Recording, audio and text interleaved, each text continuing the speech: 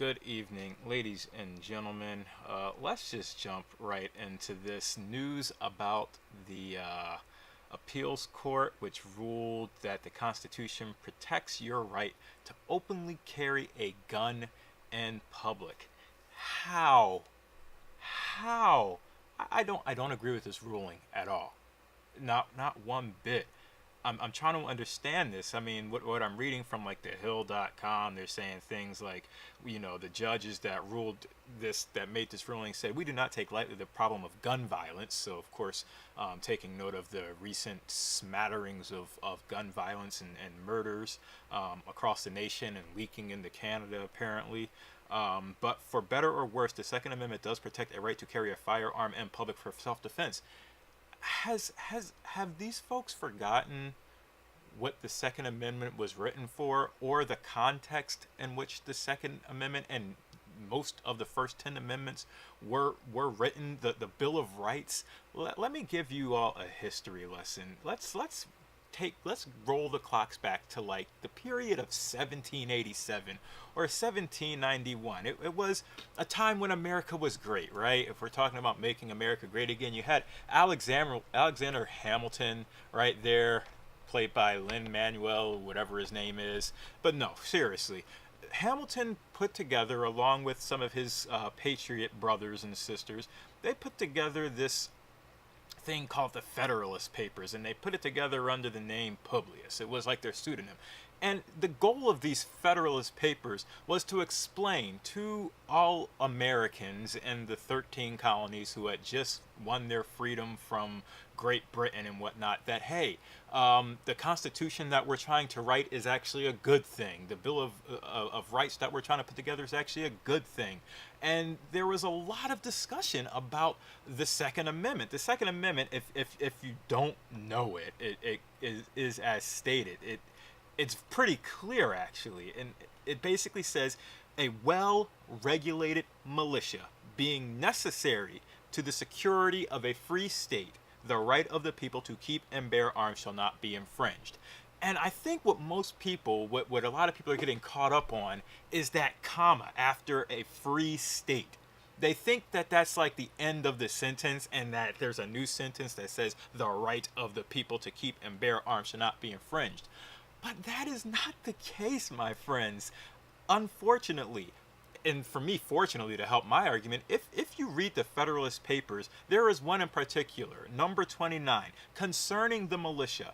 And Alexander Hamilton gives a great summary, a great essay, and I won't go into all of it, but I urge you to read Federalist Paper number 29 to really understand what the right to bear arms really is and the context. Again, 1787 to 1791 was a time in America where we were still at war with many different nations, the French and the Britons in particular, and the Native Americans who we were trying to, or not we, but the white man was continually trying to push out of different territories, such as Ohio.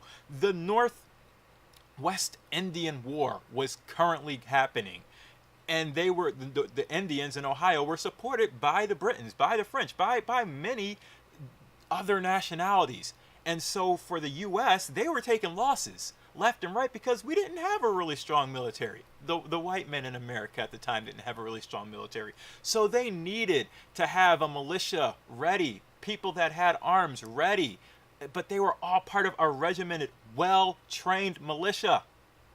That was their right to bear arms. If you wanted to bear arms, you had to be part of the militia, and you had to be trained by someone who had an actual rank.